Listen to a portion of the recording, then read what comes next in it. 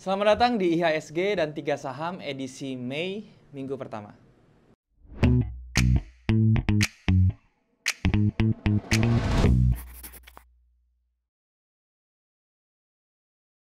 Halo teman-teman, balik lagi sama gue Daryl di Daryl Channel. Dan hari ini kita masuk ke segmen IHSG dan 3 saham ya. Jadi setelah kemarin gue buat video tentang IHSG dan 3 saham kemarin, itu ternyata banyak yang tertarik dan banyak yang nyuruh gue itu untuk lanjut. Jadi sekarang gue buat lagi tentang segmen IHSG dan 3 saham teman-teman.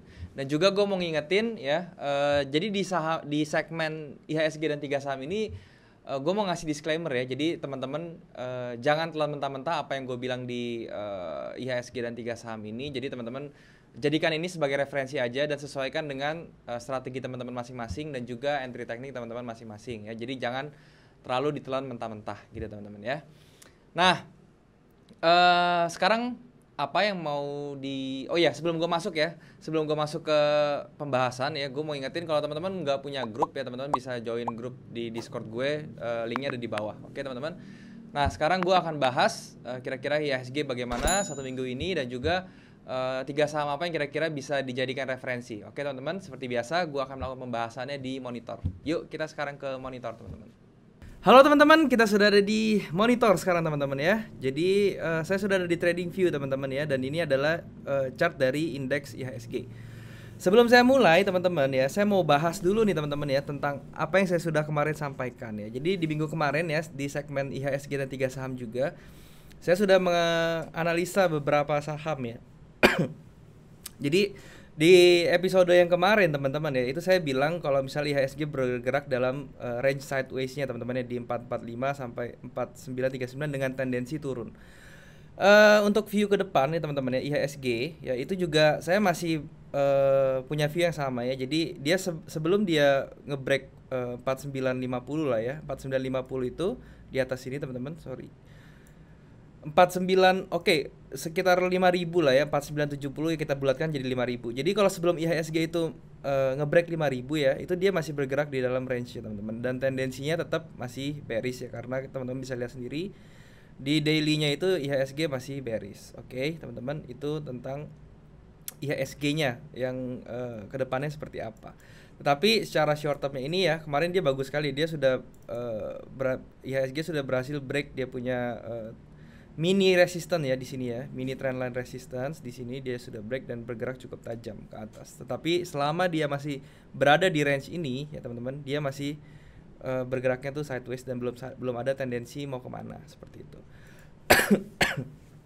Oke, jadi view saya tentang IHSG satu pekan ke depan itu teman-teman, dia itu masih akan bergerak di range ini dan masih ada kemungkinan untuk reject dan juga kembali bergerak ke bawah atau down teman-teman ya.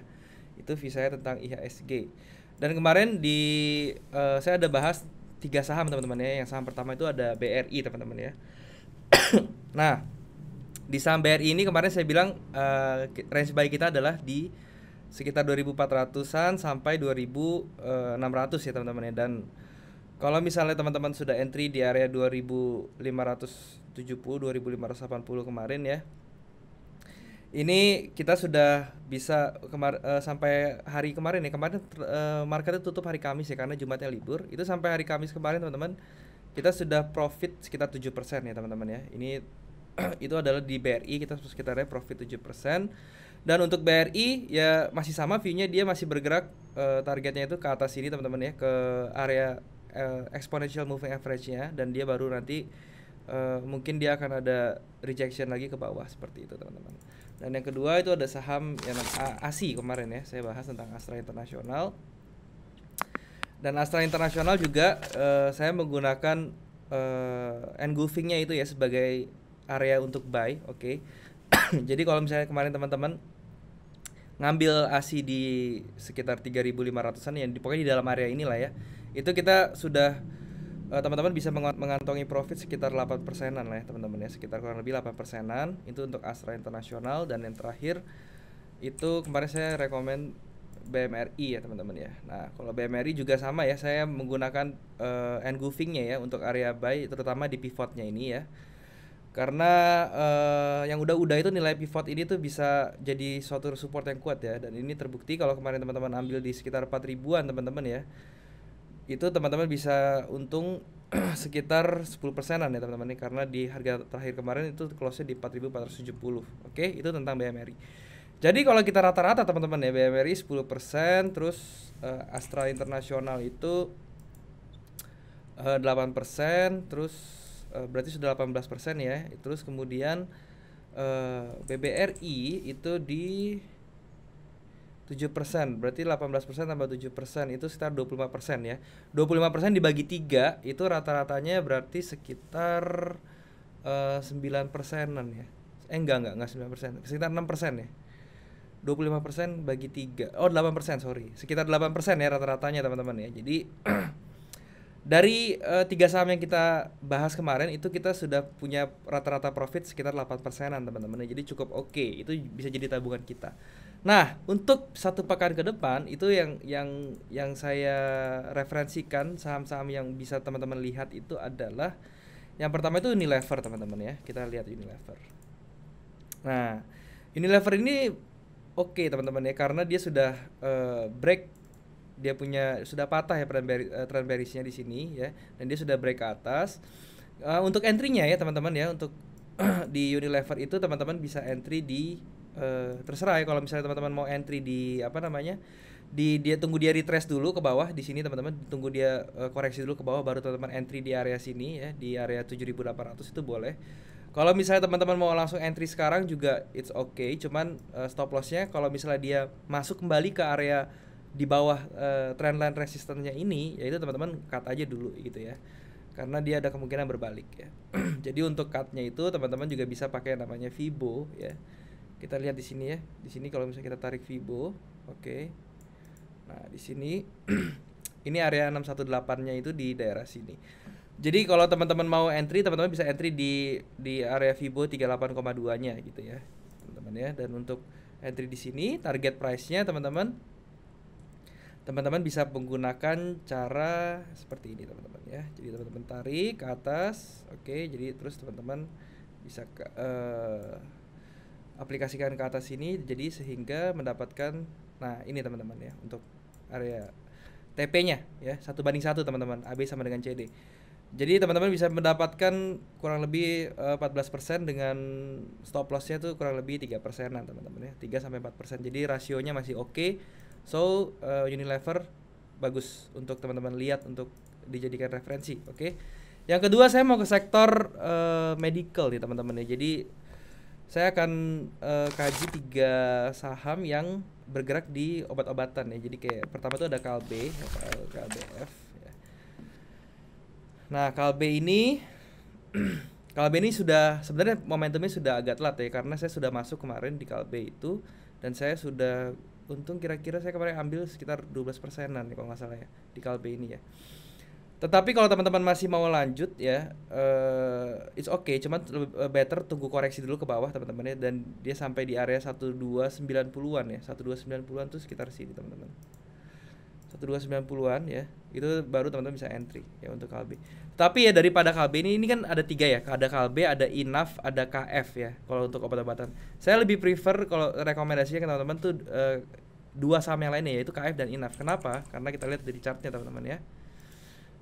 Nah, seperti ini teman-teman ya. Ini chartnya bagus sekali. Jadi di KF ya, ini saya kasih contoh di KF dulu ya teman-teman ya.